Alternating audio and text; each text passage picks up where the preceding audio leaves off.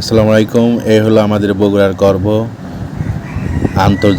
সাবেক আন্তর্জাতিক শহীদ চান্দু স্টেডিয়াম, যা পুরোদমে রং করা হলো এবং প্রায় ২০ বছর পর এই প্রথম স্টেডিয়ামের কোনো সংস্কার করা হলো। আপনারা দেখতে পাচ্ছেন সমস্ত গ্যালারিতে বিভিন্ন ধরনের রং দেওয়া হয়েছে। এটা হচ্ছে মিডিয়া সেন্টার, এটা স্পেস বক্সের পাশে ভিআইপি গ্যালারি, আর এটা হচ্ছে ওয়ান্ডারল্যান্ড পার্ক সংলগ্ন যে গ্যালারিটা রয়েছে পূর্ব পাশে। সেখানে দেখুন টিয়া এবং আকাশি প্লাস সাদা রং করা হয়েছে, যা অসাধারণ লাগছে। আর ওই পাশে যে ফ্ল্যাট লাইটটা দেখতে পাচ্ছেন, ওই পাশে হলো যে আমাদের বগুড়া শহীদ চান্দু স্টেডিয়াম, আউটার স্টেডিয়াম, যেটা বর্তমানে ফুটবল খেলা হচ্ছে।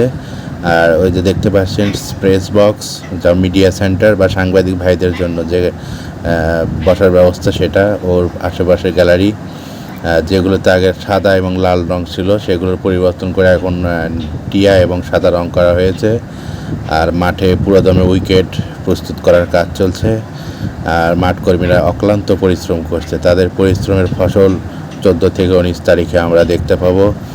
আশা করি তারা ভালো মানের উইকেট তৈরি করবে, দেশের উইকেট তৈরি করবে, দেশি গ্রাউন্ডসম্যানদের তারা মান বাড়াবে। আর দেখতে পাচ্ছেন মাঠে ঘাস কাটছে, ধুলা উড়ে যাচ্ছে আর কি। তারা চেষ্টা করছে একটা ফাস্ট হাই স্কোরিং যাতে ম্যাচ হয়, সেজন্য তারা সেই সর্বোচ্চ চেষ্টা করছে।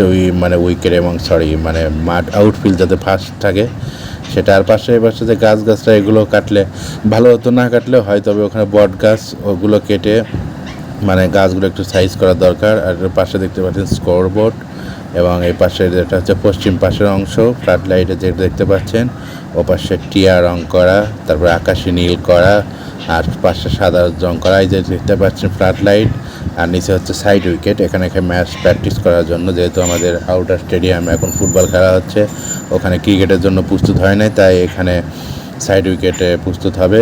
যেহেতু এটা আন্তর্জাতিক নিয়মের বাইরে, কারণ মাঠে কখনো আর সাইড উইকেট থাকে না, যাবতীয় প্র্যাকটিস মাঠের বাইরে বা করতে হয়।